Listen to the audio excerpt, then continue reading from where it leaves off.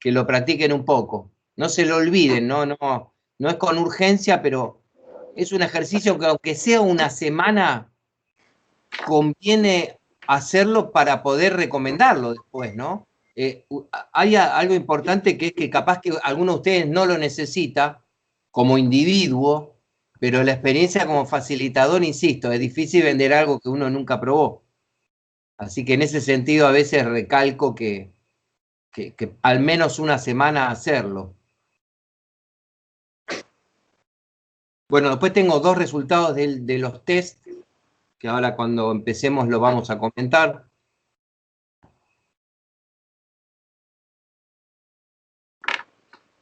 Y les voy pidiendo, bueno, Noé justo se fue, que vamos a empezar, teníamos que terminar un ejercicio, pero como pasó algo curioso, que lo voy a pasar a comentar dentro de un ratito, sería bueno que vayan abriendo el PowerPoint de las ideas fuerza del módulo 3.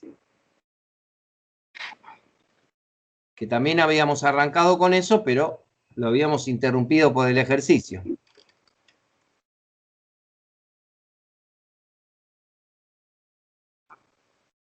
Y con las lecturas, ¿cómo andan? Lecturas del módulo 3. Rodrigo me mandaste un par de mails muy interesantes. Ahora brevemente voy a mencionar un par de temas que vos tocás ahí que te parecieron interesantes. Y bueno, no sé, los demás si estaban pudiendo avanzar en las lecturas. Rogelio, ¿pudiste mirarlas? Sí, a ver, Okay. creo que voy a la mitad. Bueno, porque el martes que viene, por ejemplo, podríamos ir dándole un cierre, como hicimos con el módulo anterior, comentarios generales que sirvan como el compromiso de que ustedes pudieron recorrer las lecturas. Héctor, ¿tú pudiste recorrerlas? No, todavía no, francamente, pero Okay. lo tengo contemplado este fin de semana, no salir. Bueno, genial, genial. ¿Y Rafa, tú pudiste? No. Bueno, muy bien.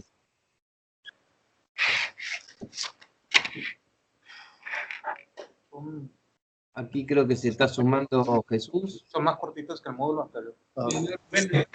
Sí, pero no sé, la cámara no me deja conectarla.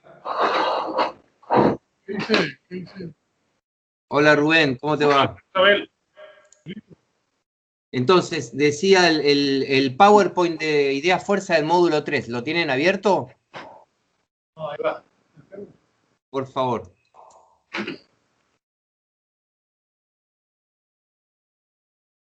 Hola Jesús, ¿cómo te va? Buenas tardes. Sí se ve la cámara, es que no me deja conectarla. Ah, ok. Sí, yo te veo, ¿eh? Sí. Está muy bien. No sé si escuchaste, Jesús, que vamos a arrancar con el PowerPoint de las ideas fuerza del módulo 3. Sí, escuché de eso y las lecturas. Ahí también yo llevo 3 lecturas de las guiadas. Ok. Bueno, para el martes que viene, si puedes avanzar, estaría bueno. ¿Y el diario de emociones, pudiste hacer algo? Sí, del diario de emociones tengo una duda. Pues la verdad, uno no... Bueno, es una emoción por día, porque la verdad a veces siente uno varias emociones al día, en el día, en la tarde y en la noche, ni se diga un mundo de emociones. ¿Se tienen que registrar todas las emociones o es una sola emoción por día? La que No, más yo siento. diría que todas las que puedan, todo lo que puedan anotar. Hola, Alan. Todo lo que puedan anotar en vivo y en directo. Por ejemplo, estoy en mi escritorio. Me viene un pensamiento de preocupación. Lo anoto. Porque recuerden que detrás de este ejercicio, que nosotros lo hacemos como una práctica dentro del instructorado, en realidad la psicología moderna entera de todas las corrientes coincide que escribir pensamientos y sentimientos es una forma de hacer una palabra que la habíamos anotado acá, la volvemos a anotar porque es mágica. Esta palabra es la base de lo que nos diferencia con los animales, ¿no? Un gorila está, ¿se acuerdan las emociones básicas? Está triste, alegre, sorprendido, furioso o con miedo. Un gorila no puede procesar lo que le ocurre. Los niños tampoco. Los adultos podemos procesar. Y cuando entremos en control emocional, en manejo de emociones, vamos a ver que podemos reprocesar. Que si procesar es la palabra mágica, reprocesar es la palabra remágica, para usar un poquito de humor, ¿no? Entonces, procesar significa que si yo en mi escritorio tengo una preocupación y la puedo anotar en el momento, excelente. Si llega la noche y tengo un rato para recapacitar qué emociones o sentimientos me vienen a la mente del día que acaba de culminar, es totalmente válido también. Se conocen varias figuras históricas que tenían el hábito, y eso dio pie a un ejercicio clásico de la psicología que está dentro de nuestra maletín de facilitadores, que antes de que existiera el mail, ¿no? Que una persona recibió una carta hiriente de otra, le contestaba y se la mandaba, sería lo clásico, ¿no? Le contesto en estado de furia. Bueno, no me acuerdo ahora los nombres de quiénes eran varios los que tenían esta técnica, escribían la carta y la guardaban en un cajón 2 o 3 días. A los 2 o 3 días la agarraban y la leían y la reescribían en la mayoría de los casos. Tiene sentido lo que estamos hablando, ¿no? O sea, primero al escribir volcaban todas las barbaridades. Te voy a matar, sos un degenerado, sos un injusto, todo lo que quieran. A los 3 días, esos sentimientos y emociones, por lo general, no garantizado y no siempre, a veces esos sentimientos se agravan o se agrían o se infectan. Y yo paso del enojo a la furia a los 3 días, pero normalmente es al revés. Paso de la furia inicial a una reconsideración de lo que me conviene escribir o no, porque no se olviden que, además de expresar sentimientos, nuestro cerebro evalúa por suerte, ¿no? Gracias a Dios, en estado de ceguera emocional nosotros podemos matar, apuñalar 100 veces ya un cadáver, pero en estado de normalidad, primero tenemos el estado de furia y luego recapacitamos. Cuando hicimos el ejercicio, ¿se acuerdan? Verificación de la ecología del estado interno. Entonces, este ejercicio de escribir es más poderoso de lo que parece. Y tiene este derivado de que a veces se le escribe a otra persona. Y cuando se expresan los sentimientos de entrada con otra persona, tienen una intensidad. Después que se ventilaron, después de que se procesaron, suele bajar esa intensidad. Y suele aparecer la magia del punto de vista del otro, de que quizá parcialmente tiene alguna razón. Entonces, ese es el sentido de empezar llevando un diario, ¿no? ¿Se comprendió entonces, Jesús, este punto? Cuanto más puedan escribir. De hecho, la propuesta sería, dado que a ustedes no les sobra el tiempo y a mí tampoco, yo, ¿qué hago? Mi celular está lleno de alarmas, porque mi día se fue complicando como el de ustedes, y hay cosas que yo tiendo a, mi cerebro, ¿no? El cerebro de ustedes, a veces somos nosotros en estado de conciencia, y otras veces es el cerebro que dice, no quiero hacer esta tarea, mejor la hago mañana. Entonces yo tengo como una grilla de alarmas. Son tareas que cuando suene el celular, voy a hacer de cuenta que me llamó una persona y tengo que hablar con esa persona. Por supuesto, a veces la alarma suena en un momento que no me es posible hacer esa tarea, la reprogramo para el otro día. O sea, me persigo a mí mismo a través del celular. Les cuento esta historia media de humor y media, pónganla en el casillero que quieran, tragicómica del siglo XXI. En la Edad Media, no, por ahí los seres humanos no estaban tan sobrecargados de tarea como las nuestras, pero el objetivo sería que se pongan una meta de 7 días a hacer un diario intensivo. Y luego ya está practicado eso. Habiendo hecho esa tarea, hay un segundo ejercicio, que es más una lectura que el ejercicio en sí, que les conté que hay un caso de una persona que nos mandó en el curso online, un participante, ¿a dónde fue a parar con el diario de emociones? ¿Cómo se dio cuenta que anotando, como pregunta Jesús, yo anoto, hoy estoy frustrado, pongo. Y mañana, cuando voy a anotar, el día de mañana sigo frustrado. Entonces decido poner frustrado porque mi esposa no me escucha. Y al tercer día sigo frustrado y releo lo que escribí. Frustrado porque mi esposa no me escucha. Y capaz que me surge la pregunta y la anoto. ¿Por qué no me escucha? ¿Y cuánto no me escucha? ¿Y cuánto hace que no me escucha? Entonces, estas capas de la cebolla, de la profundización que viene por la escritura, le sucedió a una participante de nuestro curso. Nos mandó su testimonio y nos pareció tan bueno el caso que nosotros le pedimos autorización para ponerlo en el feedback que le damos a todas las personas que hacen el curso online.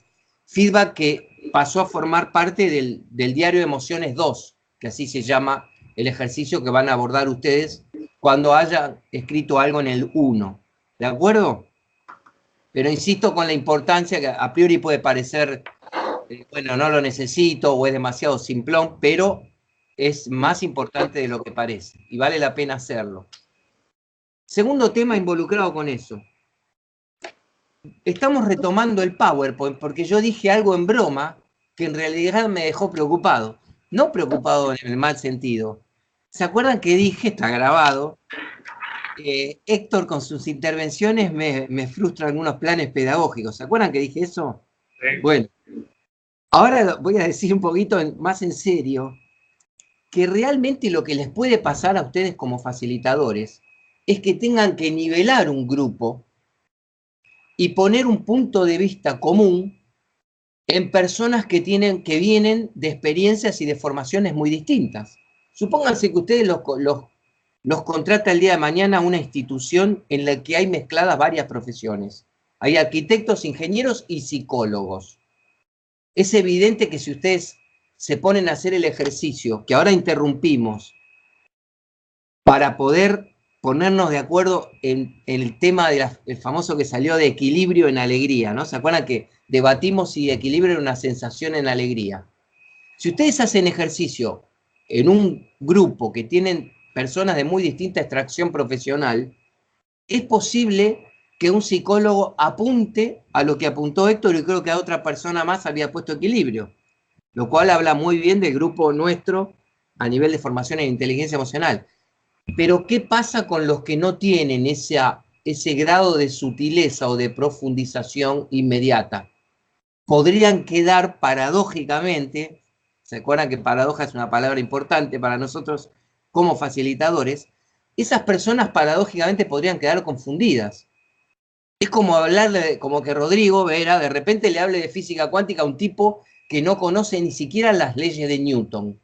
Evidentemente ni siquiera va a poder entender qué es la física cuántica porque no tiene los conocimientos previos. Esto en epistemología, que es la ciencia del conocimiento, es una palabra rara que la pueden buscar en Google, pero está muy buena, se llama propedéutica. La propedéutica son los conocimientos que te habilitan, por ejemplo, ustedes, muchos que siguieron ingeniería, si no tenían una formación matemática sólida de la secundaria, no pueden rendir el examen para entrar en ingeniería, porque un ingeniero que no conoce lo suficiente de matemática, un estudiante de ingeniería que no conoce lo suficiente de matemática, le falta propedéutica. Lo mismo un médico que le fue muy mal en la secundaria en química y en biología. Química y biología no son exactamente medicina, pero son la propedéutica para poder ir a la medicina. En inteligencia emocional tenemos pequeños toques propedéuticos, digamos, y uno en el que nos hemos involucrado de manera muy interesante la semana pasada fue con esta cuestión de lo que Damasio, un neurólogo contemporáneo muy importante, llamó marcadores somáticos, una palabra importante que nos conviene anotarla. Hoy vamos a tocar un poquito más a fondo qué es un marcador somático. Marcador somático es un término que ya ahora lo usan varios psicólogos. Bueno, vamos a exponer esto.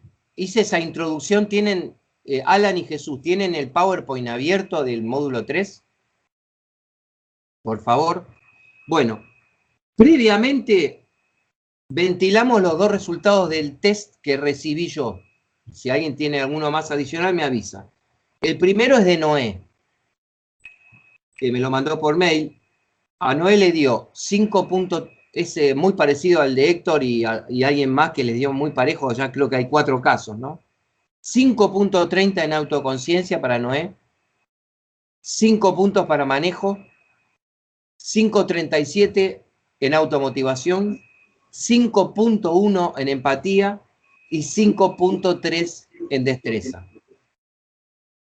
De mi parte no hay comentarios porque ya vimos lo que significaba una paridad tan casi extrema, porque no hay uno solo que se aparte 50 céntimos. Noé, ¿quieres hacer algún comentario de lo que te pareció? ¿Te reflejó del todo? ¿Crees que en algún puntaje es para destacar alguna diferencia, aunque sea muy menor numéricamente? Pues no, lo que yo pensaría antes de hacer el test es que en el manejo de las emociones sí me iba a salir equilibrado, o sea, iba a salir mucho, iba a ser más alto que todos ellos. Fue a la inversa. Ajá, bueno, interesante, ¿no? O sea, tú te ves con mayor poder de control del que te reflejó el test. Sí, así es como me percibo yo mismo. Bueno, insisto con que el test no solo son importantes los resultados, sino que estemos 100% de acuerdo o no con los resultados. Lo interesante es que los resultados nos sirven como una brújula para empezar a observarnos mejor en cada una de las competencias y ver qué ocurre con la evolución de esas competencias. Y el punto de partida son los resultados. Hola César, ¿cómo te va? Bueno, y el otro test que recibí es el de Rogelio, los resultados, mejor dicho, ¿no? Resultados de Rogelio, en el mismo caso, ¿no? Muy parejo, por lo menos numéricamente. Autoconciencia, 4.25. Manejo, 4.30. Automotivación, 4.25. Empatía, 4.40.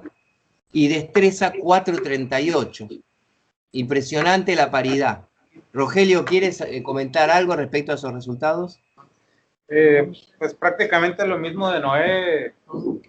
A ver, igual pensé que iba a salir una gráfica de dientes de cocodrilo, ¿no? Y sí, al final me sorprendió, pues básicamente la media es 4.30, ¿no? Y todos los resultados creo que se alejan por punto 20 puntos, ¿no? Entonces, realmente muy parejos. Muy parejos. Bueno, muy parejos. A prestar atención a la relación de estas habilidades en nosotros que, como dijimos, van a ir cambiando según las circunstancias de nuestras vidas. Otro punto, me escribió Jorge, que en este momento no lo veo, y me preguntó si le podía empezar a mandar material del tema elegido para el trabajo final. Voy a buscar el mail, no específicamente el de Jorge, que ya les estoy contando. Refresquemos que Héctor había tomado la iniciativa de que el grupo comenzara a reflexionar e intercambiar puntos de vista y comentarios sobre los temas elegidos. Yo acá tengo 5 casos, que ahora vamos a volver a preguntar si es así. Tengo que Jesús Brito elegiría empatía, ¿es correcto? Sí, correcto. Héctor, manejo del estrés. Rogelio, manejo de conflictos. Jorge, educación. Y Rafael, frustración. ¿Hasta acá está bien? Tenemos 5 casos ya. Resulta que Jorge me pregunta si le puedo enviar materiales de educación.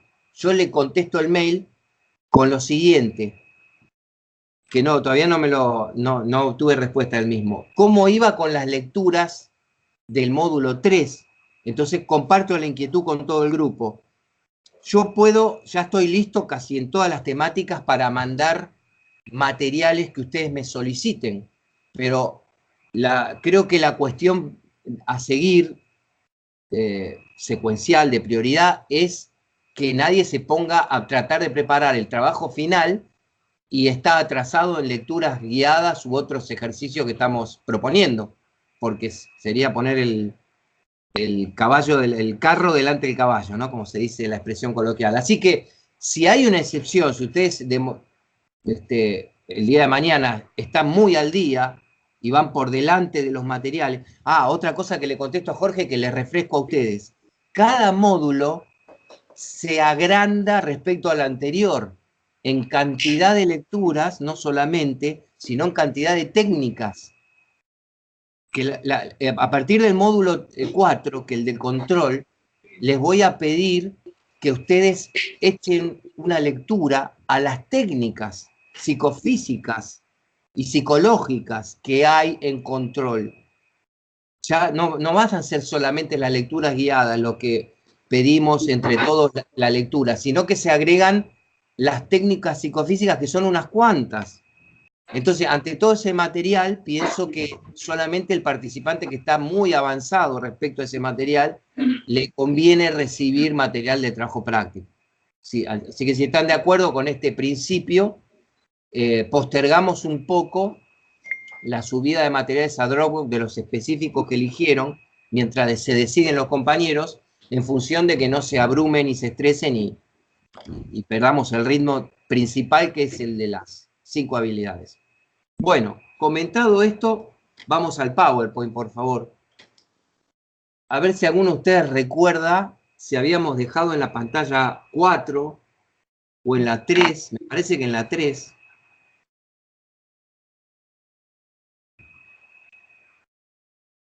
O quizá en la 2. La 2, arranquemos de la 2, a ver si se la recuerdan. Este PowerPoint está destinado a profundizar en autoconciencia. Recuerden que acá nos hemos apartado de los materiales de un seminario o taller promedio, estándar, habitual en organizaciones, porque esto lleva tiempo. Y en una organización hay que ir a las técnicas lo más rápido posible para que la gente se lleve herramientas. Pero nosotros como facilitadores tenemos que tener la famosa cuestión del iceberg. 10% que estamos exponiendo, 90% que conocemos debajo. ¿Se la recuerda la pantalla 2 o la refrescamos? Probables componentes causales de una emoción. Yo no lo recuerdo. César, ¿qué dices? ¿La vimos? No. Yo no recuerdo haber entrado en esos temas. Recuerdo que quedamos en la conciencia de las sensaciones y los sentidos, en una dinámica que hicimos cada uno. Ok. Todavía no habíamos abierto la presentación. ¿Estás seguro? Me parece que la 1 la habíamos visto. Múltiples funciones. ¿No la habíamos visto? Arranquemos de la 1 entonces. No. Ustedes refresquemos lo siguiente. En un PowerPoint general, que es el que yo uso siempre como facilitador, habíamos visto 4 funciones fundamentales que implicaban las emociones. Que eran mensajes subjetivos, lo refrescamos, mensajes subjetivos, energía, contagio y comunicación. ¿Por qué habíamos nombrado esos conceptos fundamentales? Porque son las consecuencias de las emociones en las organizaciones, en la familia, en la escuela, en la empresa. Refrescamos, mensajes subjetivos, energía, contagio y comunicación. Con esos 4 ideas fuerzas, abarcamos lo que implica una emoción cuando yo estoy trabajando en equipo, por ejemplo. Ahora, agarramos la lupa y agrandamos el foco y entramos en el campo más profundo de la autoconciencia y decimos, ¿qué otras funciones tiene una emoción? Bueno, en la pantalla 1, sentir y valorar los hechos de la vida. Cosa que todavía y está en debate si alguna vez va a poder hacer la inteligencia artificial. Vieron que la inteligencia artificial en algunos rubros es una amenaza directa para el desempleo de los seres humanos. Se está discutiendo en Europa, en Estados Unidos, qué se va a hacer con la automatización de procesos motrices e intelectuales, porque la inteligencia artificial en algunas cosas nos pasa ¿cómo se dice en Argentina? Nos pasa el trapo o nos supera completamente en esas funciones. Pero por ahora, ninguna inteligencia artificial puede sentir y valorar hechos de la vida. Un robot no tiene miedo a morir, que sepamos por ahora, No tiene miedo a morir, no está casado, no tiene hijos, no quiere ser inmortal, no tiene creencias religiosas, etcétera, etcétera. Segunda función, la más conocida de todas, reaccionar con rapidez. En la calle o ante una amenaza de cualquier tipo. Tercero, tomar decisiones con seguridad. Esta no la tenemos en primer plano, pero es importantísima. Hay decisiones que tomamos con seguridad. Por ejemplo, pegarle un empujón a un hijo pequeño si está por acercar los dedos en el tomacorrientes. No nos ponemos a debatir si el empujón habrá sido excesivo o si correspondía. Por suerte, tomamos decisiones con seguridad basados en las emociones básicas, a pesar de que a veces cometamos errores o excesos. Pero eso es lo que hace que salte nuestro sistema de alarma y entremos en acción de inmediato. Otra es comunicarnos no verbalmente.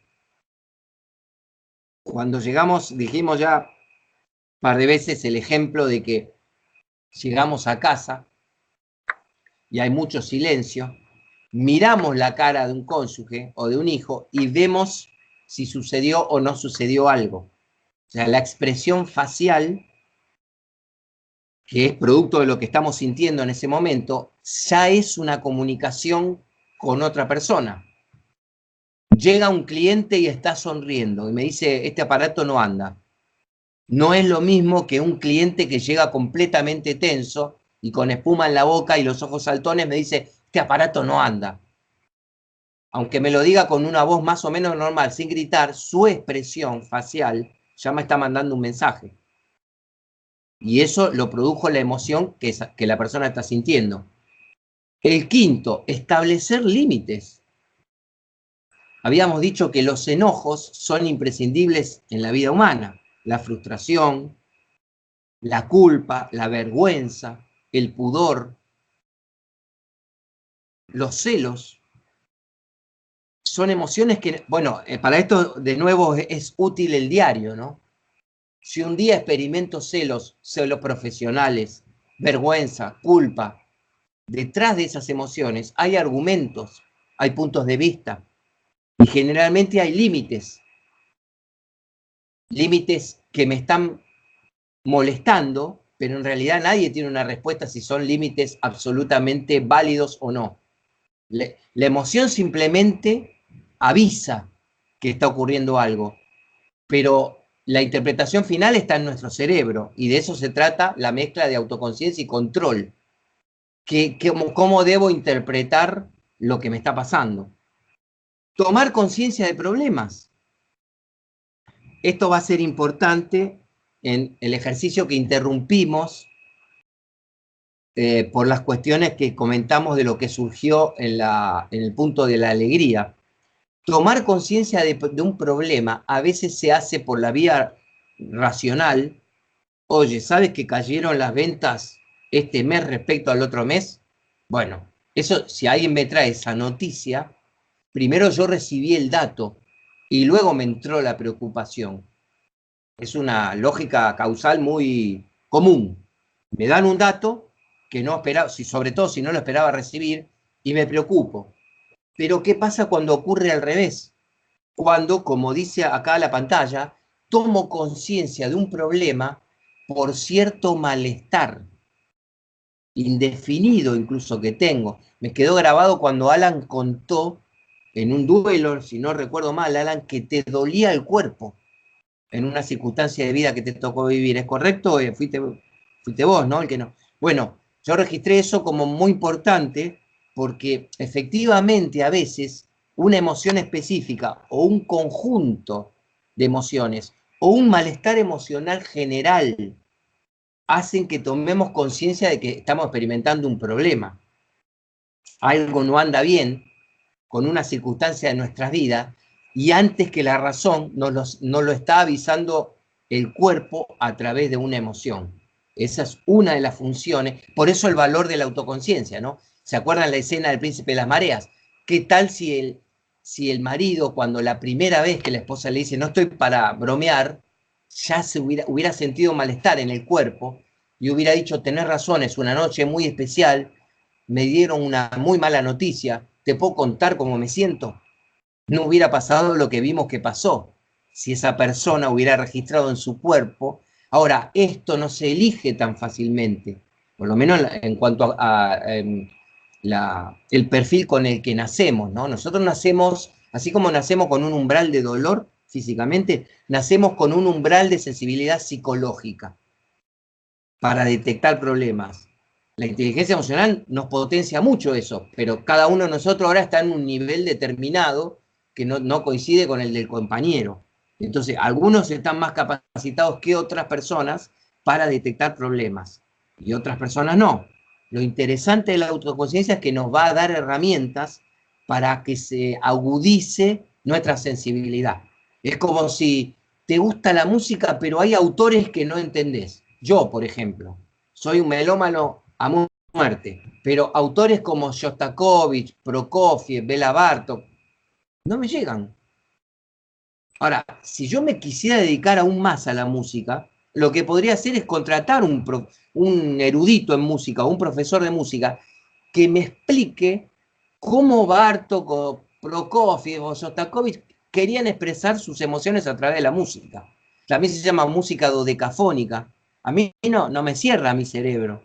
Pero quizá, yo digo quizá nada más, si me explicaran, o esto también ocurre en literatura y otras artes y otras disciplinas, si me explican el sentido, me hacen ver o escuchar un pedacito nada más y me explican qué es esto de lo dodecafónico, capaz que empiezo a decodificar eso y me vuelvo sensible a esa música.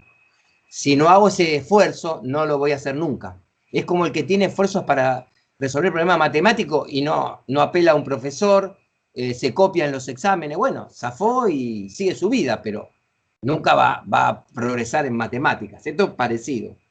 La que sigue, tener entusiasmo y motivación.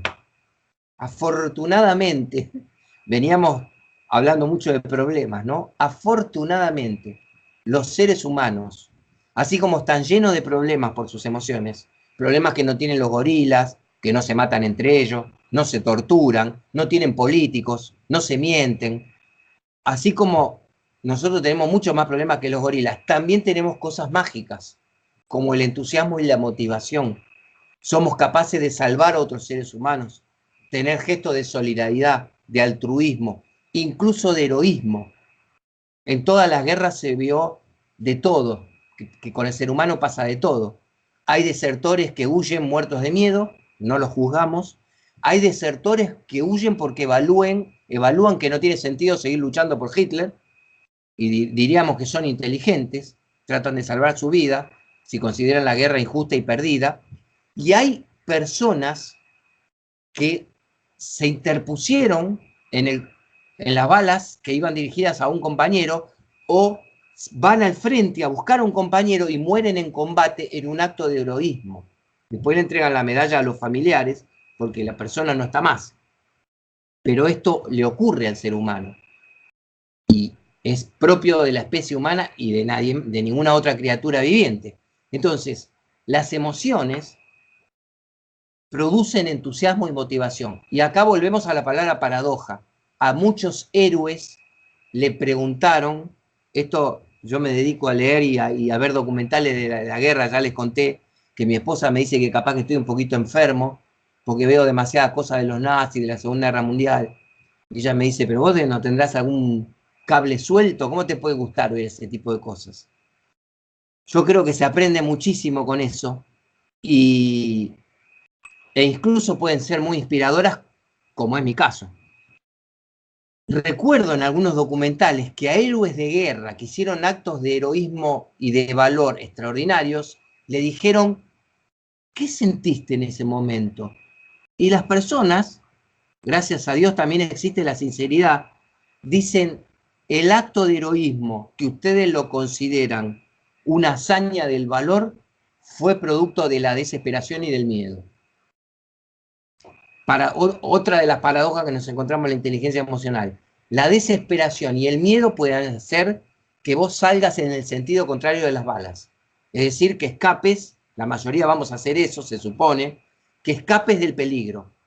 Pero también hay personas que reaccionan al revés, consciente o inconscientemente, y a veces son considerados héroes, otras veces no, dije, por supuesto no, lo destaqué como rareza eso, ¿no? Otras veces dicen, tenía la motivación de ganar la guerra.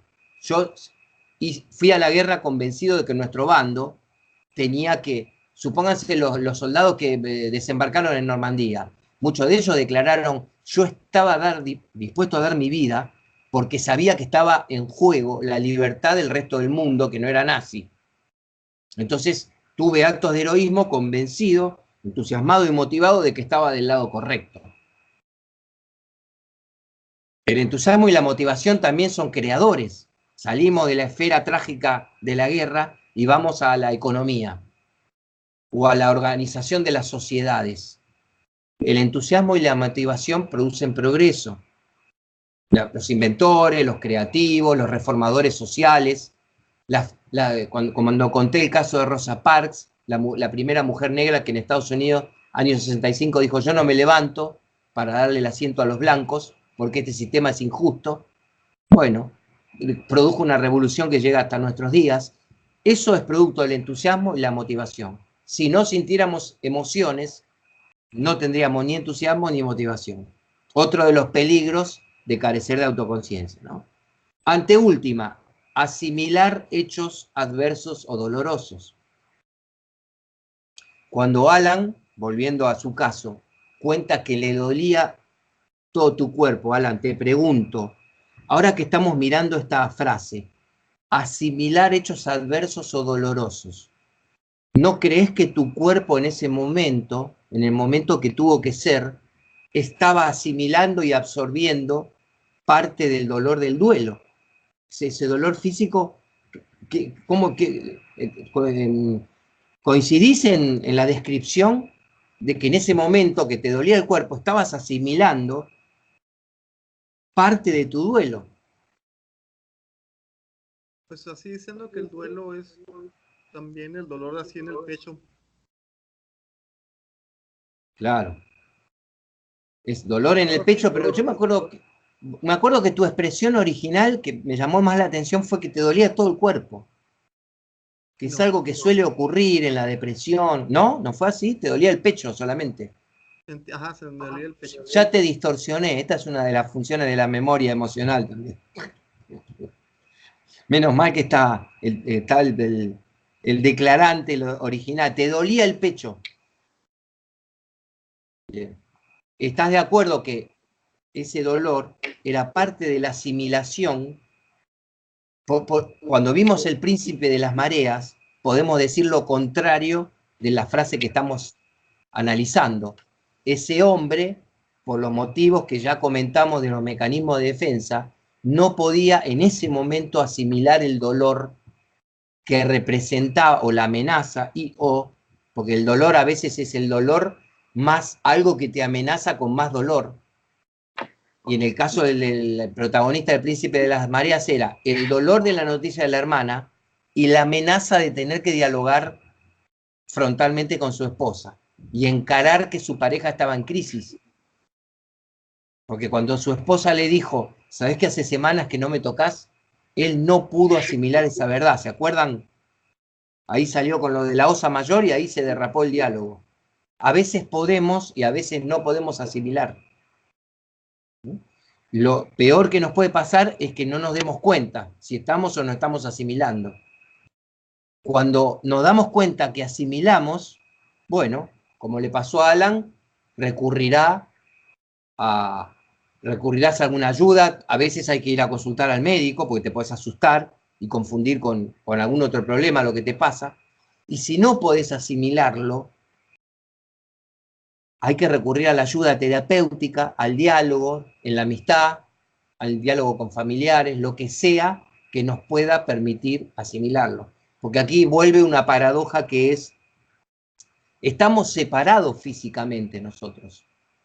Ahora ni siquiera podemos estar en contacto físico, pero ustedes me pueden decir a mí algo que a mí me haga emocionar y viceversa. Nos podemos contar algo por un medio tan artificial como este, y tan estrambóticamente delirante, porque son ceros y unos, pero no reconocemos las caras, las voces, todo, y a pesar de toda la intermediación que hay, no estamos del todo separados psicológicamente. Físicamente sí, no hay manera de que si les pasa algo a ustedes, yo los pueda ayudar físicamente. No hay manera, más que con instrucciones verbales. No puedo acercarme y tocarlos y hacer una manipulación física. Pero psicológicamente estamos mucho menos separados. Hay un hilo invisible que cuando llegue empatía hablaremos de que no es tan invisible, es el descubrimiento de las neuronas espejo, por ahora solo lo mencionamos. Hay un hilo invisible que con mayor fuerza o menor fuerza nos ata. Si no, no podríamos constituir familias, organizaciones, sociedades más o menos civilizadas. Entonces, en esos hilos interviene nuestra asimilación de hechos adversos o dolorosos. A veces cuando yo no puedo asimilar mi propio dolor, viene otro ser humano, me pone una mano en el hombro, me escucha y me dice algo que me consuela y hace que yo asimile mejor un hecho adverso o doloroso. Y el último punto, el más, digamos, la frutilla a la torta, es permitir la intuición. Las emociones también permiten la intuición, sobre todo y curiosamente la creativa y la científica. La gente tiende a decir, bueno, los científicos no usan las creencias y no usan las emociones. Tienen que usar la razón de los números, de los argumentos, de las fórmulas. Macanas, el que lee biografía de los científicos, está lleno de historias donde los científicos tienen corazonadas, y se las llaman así, literalmente. Tienen el sentimiento de que hay algo en lo que están descubriendo, de lo que están armando una fórmula, no sé, la tabla periódica, los elementos, distintos descubrimientos de la ciencia, con esas estructuras que estaban creando en la mente de los científicos, intervenían sus emociones, que le decía, vamos bien o acá hay algo que no cierra. Como vimos en un famoso video de Punset, una de las primeras clases, no sé si lo recuerdan, la neurociencia ya descubrió que el inconsciente va más rápido que el consciente y eso es lo que te puede crear una sensación de que vas por el camino correcto o por el camino incorrecto. Y esa sensación se traduce en una emoción. Por ejemplo, una breve emoción de alarma, de preocupación, uy, me parece que algo no está andando bien en esto, o una sensación de euforia, de alegría, por el contrario. Bueno, ¿sí? ¿Alguna duda sobre alguno de estos puntos? ¿O les parece que falta algo que siempre se puede agregar? La mejora continua del Kaizen. ¿Seguimos adelante? Pantalla 2. Probables componentes causales de una emoción. 1. Temperamento genético. Ya sabemos lo que es. Hicimos el test. Sabemos que a grosso modo la mitad de nuestra personalidad es genética. Está escrita en el código genético. 2. Condiciones congénitas. Lo que sería, ¿qué pasó cuando nosotros vinimos al mundo? Hay circunstancias, dicen los psicólogos, ¿no? Nadie puede comprobar esto, pero presumiblemente hay individuos que al tener la mamá un parto difícil pueden haber quedado marcados desde el primer minuto de vida. Y a eso se lo llama condiciones congénitas. Después, un segundo tema sería qué pasa con una discapacidad, sobre todo física, con la que nace un niño, o cierta discapacidad mental. Ya representa una condición congénito. Congénito significa que viene con el nacimiento, que de movida arranca el ser humano con esa problemática. No como Stephen Hawking, que cuando era joven se le empezó a desarrollar una discapacidad. Y a propósito, son interesantes los documentales y las películas sobre Stephen Hawking, ¿no? Ser humano muy particular. 3. Marco familiar. Congénito significaría nazco con una discapacidad física, ¿no? Entonces ya tengo una limitación física, pero el marco familiar está aludiendo ya muy a lo psicológico y a lo emocional. Si tuve un marco familiar muy armónico, se supone que debería ser una ventaja en mi vida. Si tuve un marco familiar traumático, mis padres peleaban mucho, fue mi caso, por ejemplo, no diría traumático, pero fue problemático. Mis padres ya se llevaban bastante mal y discutían mucho, entonces eso a mí se me graba como un condicionante de mi carácter, la otra mitad de la personalidad. 4. Experiencias previas. Experiencias, en este caso serían experiencias previas hasta hoy. Experiencias previas significa, tuve un incidente de inseguridad física, un robo hace 6 años. O hace 6, o cuando tenía 6 años, o ayer. Experiencia previa abarca todo lo que me ocurrió hasta hoy, que puede estar determinando el despertar de una emoción que a mí se me despierta y a ustedes no. A mí se me despierta, al compañero de al lado no. Y a veces nos preguntamos, ¿pero por qué reacciona así esta persona? Porque en general nos va a ser más fácil entender que no debemos juzgar por qué una persona siente como siente. Pero cuando la persona termina reaccionando, en general, sí, nos sale el cuestionamiento y decimos, pues si yo simplemente le dije que el aparato funcionaba, que él no le había prestado mucha atención, ¿por qué empezó a gritar? Y eso está, la explicación de una conducta así, podría estar en estos conceptos que estamos aprendiendo, ¿no? Se mezclan temperamento genético, condiciones congénitas, marco familiar y hasta acá experiencias previas. Freud le puso un nombre a esto. Lo llamó, que vale la pena, porque si algún día tienen un psicólogo en los grupos y le dice estos términos, conviene que ustedes, aunque sea, le echen un vistazo en Wikipedia, que hayan oído hablar de esto, lo llamó series complementarias.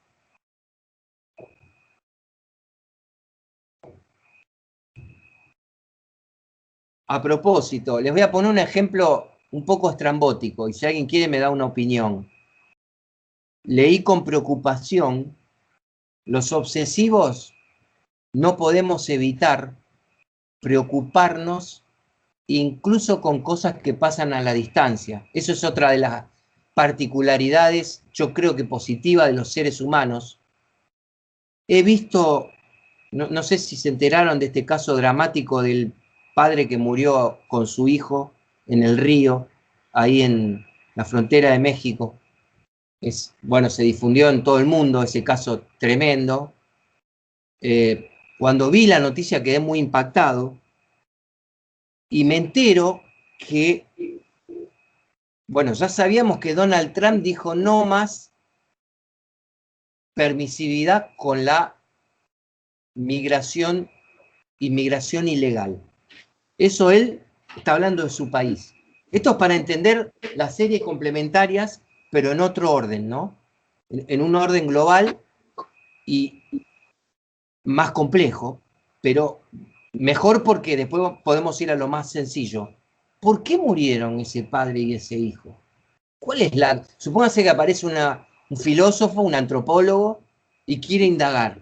¿Cuál es la causa directa de la muerte de este hombre y su hijo? Que a propósito tiene tintes aún más dramáticos, porque después me enteré que la esposa le dijo que no fueran, que no corrieran ese riesgo. Y el hombre se ve que por desesperación decidió correrlo. Si yo aparezco y hago esa pregunta, ¿alguien se animaría a contestar cuál es la causa directa de la muerte del padre con su hijito en el río? ¿Creen que hay una causa única? Sí, la directa es que murieron por ahogo por querer cruzar un río. Eso desde ya, un médico forense. Pero acá estamos preguntando por qué cruzó el río en estado de desesperación. Y supongamos que quisiéramos buscar un culpable. ¿Hay un culpable directo? ¿Por qué se llegó a esa situación? ¿Quién me explica un poquito de eso? ¿Cómo lo ven este problema? Yo creo, sí, Héctor, Sí. como ocurre también aquí Con muchos que emigran de México. No creas que es exclusivo de Centroamérica. Migran por la falta de oportunidades, ¿no?, que hay en sus respectivos países, ¿no? Que esto, al final de cuentas, es el efecto final. Bueno, ya lo otro puede ser más multifactorial, pero mi sentir es que ellos emigran por la falta de oportunidades en sus respectivos países. Y ahí mismo incluyo a México, ¿no? México no está exento de eso. Y eso que ahora será porque es el momento o por lo que ustedes quieran, pero yo creo que hablando de 5 años o 10 años atrás, esa fotografía yo creo que era diario, pero con mexicanos. Además que ahora como el tema está más activo, pero eso era común con gente mexicana, de que todos los días, y tal vez no había fotografías, ¿no? Pero ¿por qué se iban los mexicanos? Por la falta de oportunidades que hay en nuestro país. A ese nivel está tan determinado que se sabe muy bien hasta de qué estados o distritos son de donde más emigran personas, hablando de México, ¿no? Pero yo lo veo ante la falta de oportunidad, ¿no? Ya no tengo nada que hacer aquí, me voy. Y no nada más es en el río, ha habido muchas familias en el desierto que Sí, se quedan en medio desierto, pues se pierden. en el desierto, tal como lo dijo Alan, en el desierto, río. Antes era, o sigue siendo cotidiano todavía, un poco menos, pero eso es cotidiano para nosotros. A ver. Sí, Héctor, gracias por exactamente a eso quiero ir. O sea, ustedes lo saben bien, yo también estoy informado. Cuando sube Trump, el problema principal era la inmigración ilegal de mexicanos a Estados Unidos. Ese hombre quiere construir un muro para frenar, etcétera, etcétera. Con todos los costados dramáticos que tiene el asunto.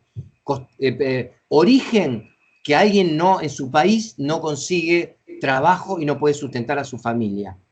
Luego no consigue los papeles o son muy largos los trámites, los detalles no los conozco, decide cruzar ilegalmente. En el medio, como dicen Ala y Héctor, muchos mueren en el camino.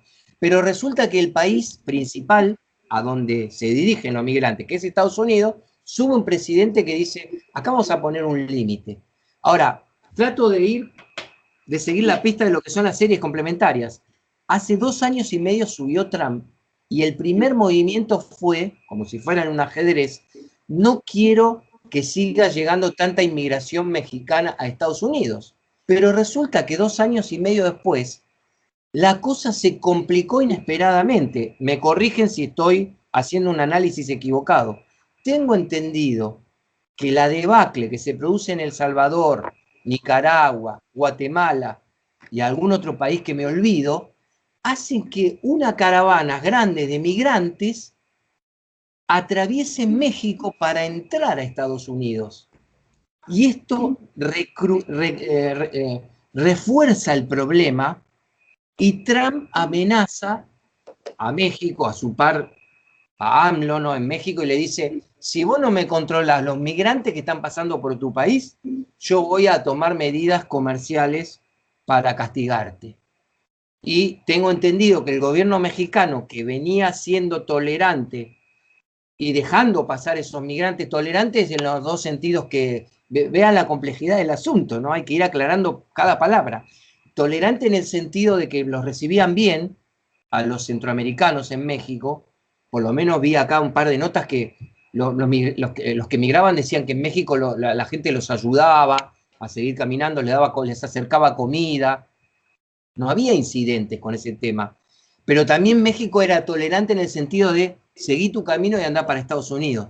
Trump le dijo a México, no, vos tenés que hacer algo con esa gente, ayúdenlo ustedes, frénenlo, hacé algo. Entonces, acá tenemos las series complementarias. Acá tenemos un problema original que se complica, también, esto también se lo llama pensamiento complejo o problema sistémico. México ya no es un país solo, que tiene el problema migratorio con Estados Unidos. A México se le suman gente de países limítrofes o cercanos de Centroamérica y se le crea un problema mayor del que ahora hay que ver cómo se sale. Entonces, esto es parecido, puse este caso para decir, una persona que nace con un temperamento genético irascible, pongamos por ejemplo, luego tiene condiciones congénitas de limitación física, luego tiene un marco familiar de pobreza, luego tiene experiencias previas de maltrato, entonces ya tenemos un individuo que está problematizado, y a esto son las series complementarias.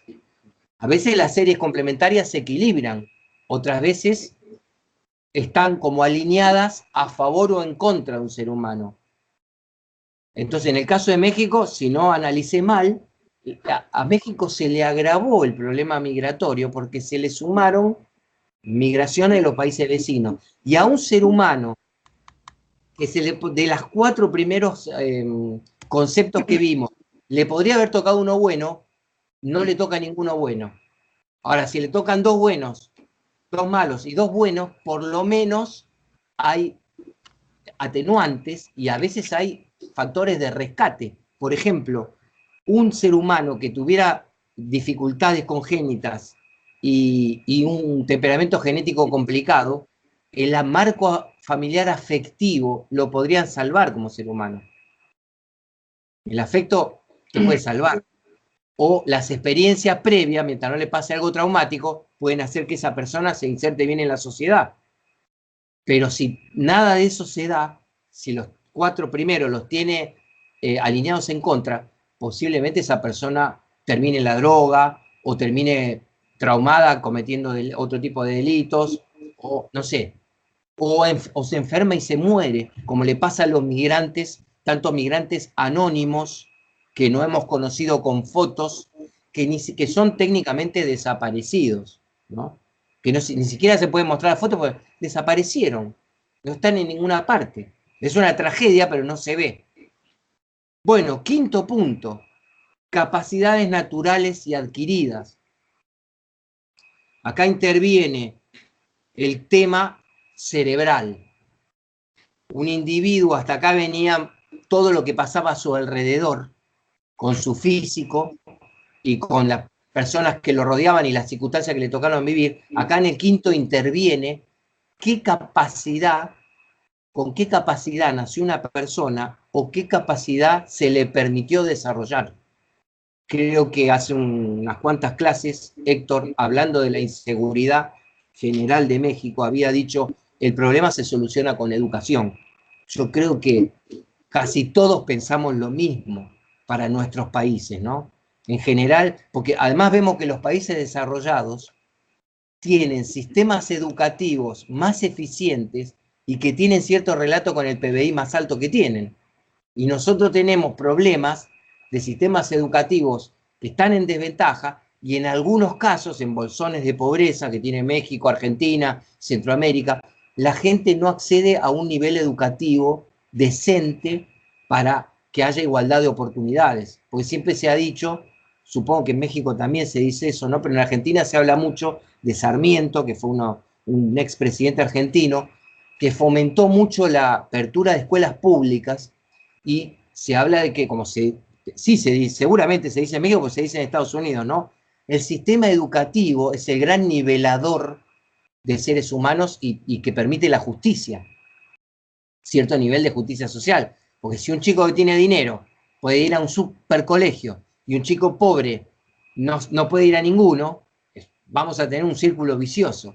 Siempre va a haber una clase rica, dominante, pequeña, y grandes masas de personas van a estar sumidas en la pobreza y sin posibilidades de salir. Porque lo más grave no es nacer en la pobreza. Lo más grave es nacer en la pobreza y no recibir ningún tipo de ayuda. No poder tener, se dice movilidad social en México, el término movilidad social. Bien, 6.º, sistema de creencias. Dijimos en algún momento que nuestras emociones tienen que ver con nuestros valores, y nuestros valores tienen que ver con nuestros sistemas de creencias. casi todo el mundo intelectual, filósofos, antropólogos, psicólogos, te van a decir que cada uno de nosotros tiene un sistema de creencias. Aún el ateo que se planta y dice yo no creo en nada, cree que no cree en nada. Aún el nihilista que dice que no cree en nada está parado en algún lugar y tiene sus motivos. Si vos le preguntás a un ateo por qué no cree, él te va a dar sus motivos. Y el nihilista también te va a dar sus motivos. Ni hablar el evangelista, el musulmán, el budista, van a ser más motivos, pero aún las personas más negadoras de todos los sistemas de los demás, a su manera tienen un sistema de creencias, están parados en algún lado. El único que no está parado en ningún lado es la persona que está declarada demente. Adentro o afuera un manicomio, o sea, es inimputable, está demente. Si no está demente, un individuo tiene un sistema de creencias. Y ese sistema de creencias incide en sus emociones. 7, contexto actual. ¿Qué me pasa hoy? Lo que nos está pasando hoy a nosotros, el hoy es un poquito elástico, ¿no? No se refiere al hoy puntualísimo del hoy. ¿Cómo es mi presente? ¿Cómo es mi presente afectivo? ¿Qué me pasa con mis familiares y amigos? ¿Cómo mi situación económica? Todo lo que está ocurriendo en los últimos meses conmigo. Y por último, la última octava, motivación. ¿Quién me explica por qué esta última y hacia dónde apunta la motivación? Que es el gran ingrediente que puede tener un ser humano para cambiar su destino. A ver, coméntenme un poco ustedes. ¿Por qué figura motivación a lo último? Después de todas las pálidas que tiramos de los anteriores, ¿no? Que tiramos las pálidas para resaltarlos, no porque seamos pesimistas o escépticos, pero en realidad las cosas que estuvimos hablando ocurren y son muy dolorosas y lamentables y tenemos que trabajar para que el día de mañana no ocurran. Gracias a que nos duelen un poco, aportamos un granito de arena para que algún día nos sucedan, que nuestros hijos y nietos no vean esas escenas. Pero ¿qué es la motivación? Como último ingrediente de un componente de una emoción. ¿Quién me explica un caso, me lo ejemplifica? ¿Qué entienden ustedes por esa relación entre motivación y emoción? Aquí estoy leyendo abajo, ¿qué nota? ¿Cómo? Dice, la motivación es el componente a futuro, orientado a las consecuencias de metas, resultados y objetivos. Por ejemplo, puede estar enojado por un fuerte condicionamiento adquirido en el pasado, pero también por una situación actual, presente, y esperando alcanzar un resultado con tal estado anímico, o sea, en el futuro. Bien, no me acordaba de esa lectura, gracias, Alan. Está bien, bueno, es válido.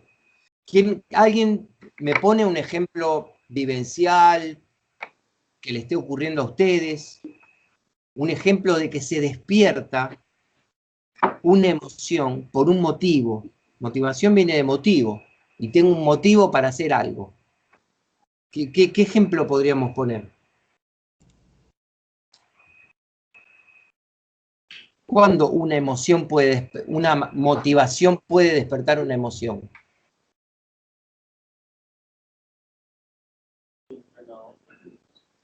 Pensemos un ejemplo. Porque cuando hablamos de mindfulness, esto para Héctor, ¿no? A ver si Héctor por ahí nos devuelve un ejemplo. En el mindfulness, acá vamos a hablar una paradoja, ¿no? El mindfulness es un efecto es un sistema que produce un efecto terapéutico. Está tomado de las enseñanzas del budismo.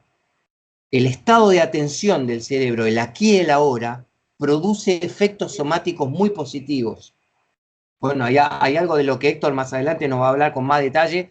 Produce coherencia cardíaca, es decir, equilibra el corazón, baja la presión, armoniza el metabolismo. Es probable que si mis jugos gástricos estaban muy alocados funcionando, el estar aquí ahora, escuchando una música que me agrada, escuchando un discurso inspirador, viendo una película que me distrae, lo que fuere, el estar concentrado en el aquí y el ahora me armoniza.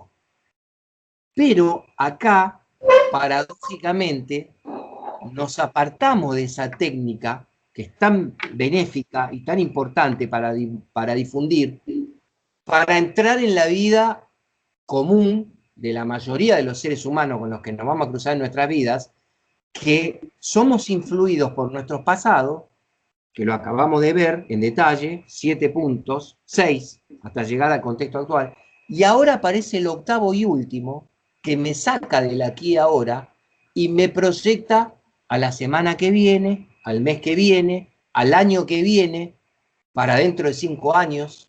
Entonces, ¿quién me pone un ejemplo de algo que ustedes están sintiendo hoy, que es producto de una motivación? Me voy a poner a pensar yo también, porque si nos demoramos mucho, me pongo yo de ejemplo. A ver, Rodrigo, ¿se te ocurrió una? No era lo que estaba encaminado a, por ejemplo, que podías tener una emoción de miedo. Y en una lectura decía algo así, de miedo, que iba por el lado de tu salud. Y entonces te motivaba eso a crear tu propia forma de terminar con lo que estaba causando el miedo. En ese caso decía, si quieres dejar de fumar, por ejemplo, o quieres dejar estás tomando demasiado alcohol, sin raspar muertes, y la agarró, entonces veías documentales, te ponías, o sea, te hacías consciente de que tenías que cambiar y entonces con la autoconciencia veías documentales, agarrabas lecturas sobre la cuestión, qué pasaba con el alcohol, hasta dónde te podía llevar físicamente, etcétera, y todo eso. Un poquito de miedo antes, pues, y al reforzarlo con todo eso, que creabas ese estado de decir, por todo este tipo de cosas, o sea, ya lo estoy leyendo, me está dando más miedo, entonces voy a dejar nomás los fines de semana. Entonces, podías crear cosas así, no sé si esa era, ahí dentro de eso está parte de esa motivación, de que de una emoción venga una motivación de algo. O a lo mejor, ¿no? Si dices que hay a Hitler, por ejemplo, un sentimiento, una emoción de coraje y eso contra un personaje así, te podía motivar a ir pensando cosas de cómo eliminar a ese cuate, y entonces empezabas a ver a estudiar cosas de cómo hacerlo, cómo hacer explosivos y todo eso para eliminar aquella amenaza, ¿no? O algo que querías deshacer, no sé si es algo así.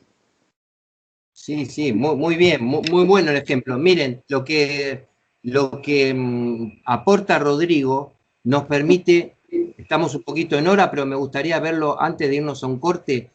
Vamos por favor a la pantalla 5. Miren la pantalla 5, porque acá tenemos un tema que nos conviene entender que es complejo y que funciona en doble dirección. Rodrigo dice, yo puedo tener una emoción de miedo que me hace profundizar en una acción, por ejemplo, ver documentales sobre un problema, y tomo más miedo, y ese miedo me motiva, por ejemplo, a un cambio de conducta. Lo que ocurre con el tema de los fumadores, ¿no? Ahora, nosotros estamos viendo una pantalla que dice el ciclo de los pensamientos y los sentimientos, ¿no? Fíjense que es un círculo, círculo, son palabras que se parecen. Arriba dice pensamiento, hay una flecha que va hacia sentimiento, sentimiento hay una flecha que va hacia pensamiento abajo, pensamiento rebota y sube la flecha hacia sentimiento. O sea, es un sistema que trabaja en conjunto y se realimenta.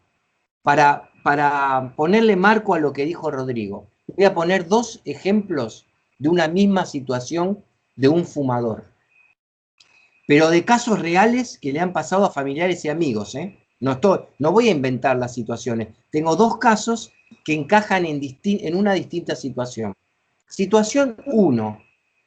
Tengo un tío que fumó un montón de años y una noche se ahogó de golpe y tuvieron que llamar a la ambulancia y se pegó un susto tan grande que esa noche no fumó nunca más. Entonces, lo que le ocurrió esa noche lo motivó a futuro para que nunca más tocara un cigarrillo. Entonces, en ese caso, la motivación fue el miedo, la emoción, como creo que la describió Rodrigo, que rebotó hacia el pensamiento, yo no tengo que fumar más. Y sostuvo por suerte eso y hasta el día de hoy. Ahora, tengo otro caso donde un amigo que fumó muchísimos años, cada vez que yo me mostraba preocupado por su hábito, que es una adicción como muchas otras, me dice, bueno, de algo hay que morir.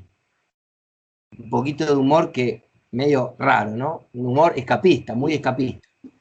Resulta que va al médico y el médico le ordena unas placas. Él seguía fumando hasta cuando le sacaban la placa, ¿no? Para ponerle un toque gráfico a esto. Él no tenía la menor intención de dejar de fumar. Hasta el momento que se sentó con el médico. Y el médico le dijo, ahora tenemos el ciclo al revés. El médico le va a dar un dato a mi amigo y ese dato le va a disparar la motivación, ya mezclada con miedo, pero también puede ser no simplemente el miedo de morir, la conciencia de que dejo chicos huérfanos, la conciencia de que dejo una persona, a mi esposa viuda, innecesariamente. El médico le dice, tenés una mancha en el pulmón, vamos a tener que hacer una biopsia.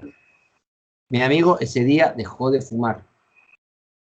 Después, afortunadamente, era un tumor capsulado. Entonces, 2 personas dejaron de fumar. Una por un susto directo, entró directamente por el sistema emocional. De hecho, se ahogó, más fisiológico que eso imposible. Se ahogó, se sintió morir y dijo, no fumo nunca más. La otra estaba decidida a seguir fumando, pero por un dato, por un pensamiento, interpretó correctamente lo que le dijo el médico, vos tenés una mancha en el pulmón, si seguís fumando estamos en zona de riesgo, abandonó completamente el cigarrillo. Entonces, estos 2 ejemplos nos muestran de qué manera la motivación puede venir directamente de una emoción o también viene de un dato que el cerebro asimila o interpreta. La cuestión es que esa motivación hace que nosotros sintamos determinadas cosas que después se convierten en acciones. Por eso son componentes causales de una emoción.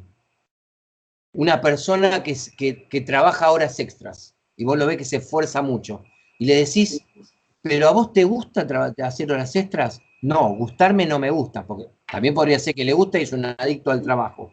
Pero ahora pongo un ejemplo distinto. Me dice, no, estoy trabajando porque tengo la motivación de ahorrar para terminar de construir mi casa. Entonces esa persona está sacando energía emocional de una motivación que tiene. Si esa persona está casada y tiene 5 hijos, esa motivación es muy fuerte. Al lado tiene un compañero que es soltero y también se está haciendo su casa, pero dice, yo, como decimos en Argentina, ¿no? Ni en pedo hago horas extra, porque soy soltero, no tengo problemas y no me voy a esforzar. Entonces, ahí tenemos una motivación distinta, que es que esa persona que está soltera y no tiene una carga familiar como el primero, tiene una motivación prioritaria diferente de la primera. Entonces, esto explica en autoconciencia por qué a veces sentimos lo que sentimos. Ahora, repasemos. Acabamos de ver 8 ítems que pueden entrar probables. Repasamos, 8 probables componentes causales de una emoción. ¿A qué nos invita esto? No a asustarnos con la complejidad, pero sí a no menospreciar la complejidad propia y ajena. O sea, acabamos de ver para nuestra autoconciencia que hay 8 componentes causales que pueden determinar una emoción en un individuo. Así que la cosa no es sencilla y esto nos ayuda a, dijimos, no prejuzgar, no juzgar e incluso a darnos todo el tiempo que sea necesario para tratar de entender emociones propias y ajenas, a menos que estemos en situaciones de emergencia. Bueno, cortamos 5 minutos y a la vuelta vamos a estar llegando, a ver si me equivoco,